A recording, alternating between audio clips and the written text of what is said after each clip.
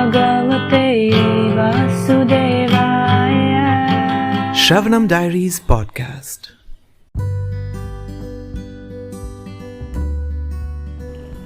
Reading Bhagavad Gita as it is, the book by His Divine Grace Abhay Charanaravinda Bhaktivedanta Swami Prabhupada, Chapter 5, Karma Yoga, Action in Krishna Consciousness. Text 16. Jnanena tu tada jnanam yesham nashitam atmana tesham adityavaj jnanam prakashayati tatparam. When, however, one is enlightened with the knowledge by which nescience is destroyed, then his knowledge reveals everything, as the sun lights up everything in the daytime. Purport. Those who have forgotten Krishna must certainly be bewildered, but those who are in Krishna consciousness are not bewildered at all. It is stated in the Bhagavad Gita, Sarvam Jnana Plavena Jnanagnih Sarva Karmani and Nahi Jnanena Sadrisham. Knowledge is always highly esteemed.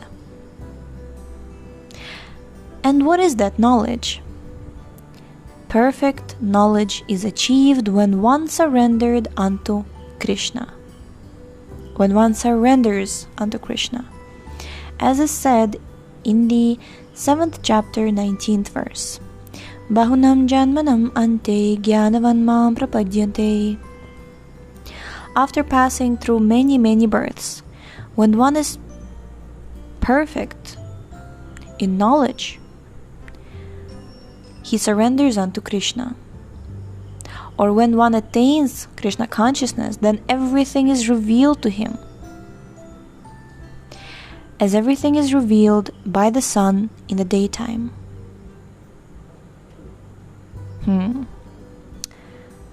So, the living entity is bewildered in so many ways.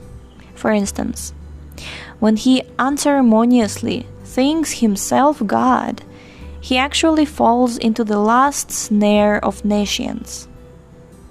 If a living entity is God, then how can he become bewildered by nescience? Does God become bewildered by nescience? If so, then nescience, or Satan, is greater than God. Real knowledge can be obtained from a person who is in perfect Krishna consciousness. Therefore, one has to seek out such a bona fide spiritual master and under him learn what Krishna consciousness is. For Krishna consciousness will certainly drive away all nescience, as the sun drives away darkness. Even though a person may be in full knowledge that he is not this body, but is transcendental to the body, he still may not be able to discriminate between the soul and the supersoul. However, he can know everything well if he cares to take shelter of the perfect, bona fide Krishna conscious spiritual master. One can know God and one's relationship with God only when one actually meets a bona fide representative of God. A representative of God never claims that he is God, although he is paid all the respect ordinarily paid to God because he has knowledge of God. One has to learn the distinction between God and the living entity. Lord Shri Krishna, therefore, stated in the 2nd chapter, 2.12, that every living being is individual, and that the Lord is also individual. They were all individuals in the past, they are individuals at present, and they will continue to be individuals in the future, even after liberation. At night, we see everything as one in the darkness. But in a day, when the sun is up, we see everything in its real identity. Identity with individuality in spiritual life is real knowledge.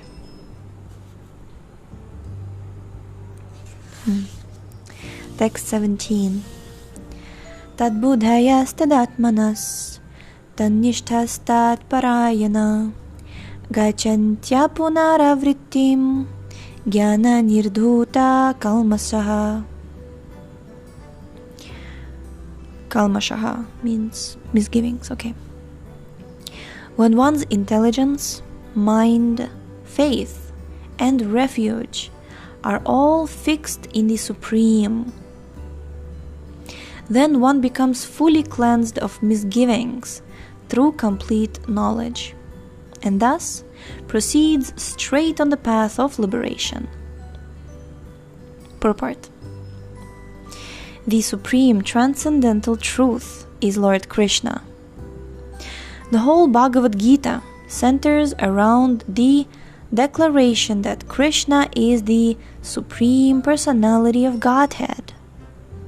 That is the version of all Vedic literature.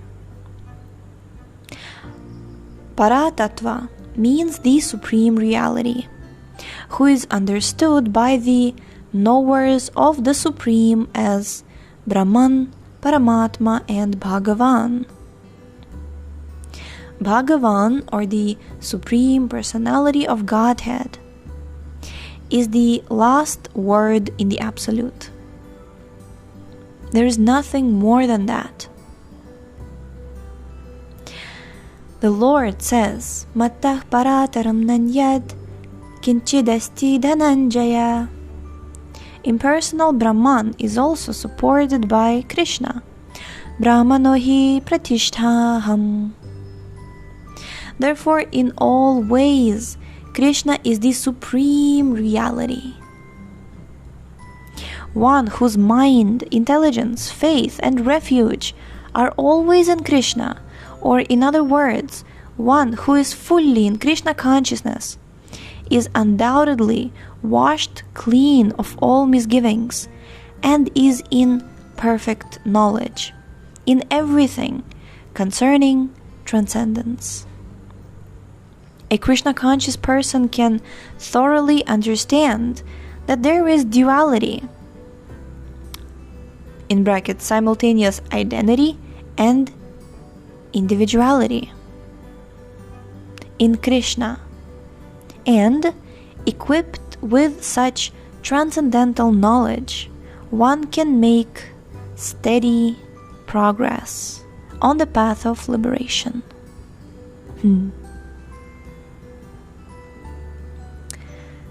Text 18.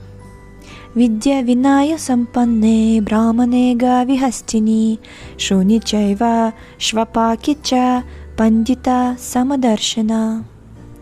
The humble sages, by virtue of true knowledge, see with equal vision a learned and gentle brahmana, a cow, an elephant, a dog, and a dog-eater, outcast, in brackets. Purport. A Krishna-conscious person does not make any distinction between species or castes. The Brahmana and the outcast may be different from the social point of view, or a cow, a dog, and an elephant may be different from the point of view of species. But these differences of body are meaningless from the viewpoint of a learned transcendentalist. This is due to their relationship with the Supreme. For the Supreme Lord, by his plenary portion as Paramatma, is present in everyone's heart. Such an understanding of the Supreme is real knowledge. As far as the bodies are concerned in different species of life, in different castes or different species of life, the Lord is equally kind to everyone because he treats every living being as a friend, yet maintains himself as Paramatma, regardless of the circumstances of the living entities. Yesterday, when we were reading also that Krishna fulfills our desires, I thought of this cartoon. I was thinking maybe I can draw it and post it, but I don't know if I will have the time. But you see it right now, Prabhupada explains that Krishna regards himself as a friend, and he maintains himself as Paramatma in our heart, regardless of the circumstances of the living entities. So I was thinking to make the cartoon that there is this living entity, and he tells Krishna is there like with a flute or, like with a peacock feather. He tells Krishna, I don't want to see you anymore. And then Krishna is saying, okay. And then in the next picture there's Krishna in the form of Paramatma. He's saying, what else do you want? Like we don't want to know God. We don't like, because we're conditioned souls, we're like, I don't want to know you. And then Krishna's like, okay. And then he comes to us as Paramatma. He's like, okay, what else do you want? Because he's the one to fulfill our desires. Can you believe it? And he's like, I'm still your friend, it's okay. It just doesn't happen in real life, Yeah. Okay.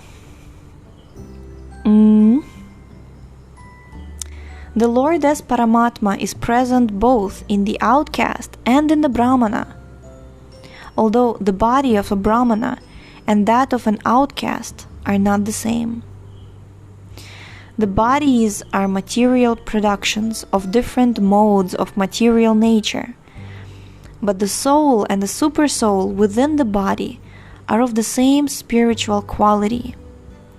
The similarity in the quality of the soul and the supersoul, however, does not make them equal in quantity, for the individual soul is present only in that particular body, whereas the Paramatma is present in each and every body. A Krishna conscious person has full knowledge of this, and therefore he is fully learned and has equal vision. Therefore he is truly learned and has equal vision. The similar characteristics of the soul and supersoul are that they are both conscious, eternal, and blissful. But the difference is that the individual soul is conscious within the limited jurisdiction of the body, whereas the supersoul is conscious of all bodies. The supersoul is present in all bodies without distinction. Jai.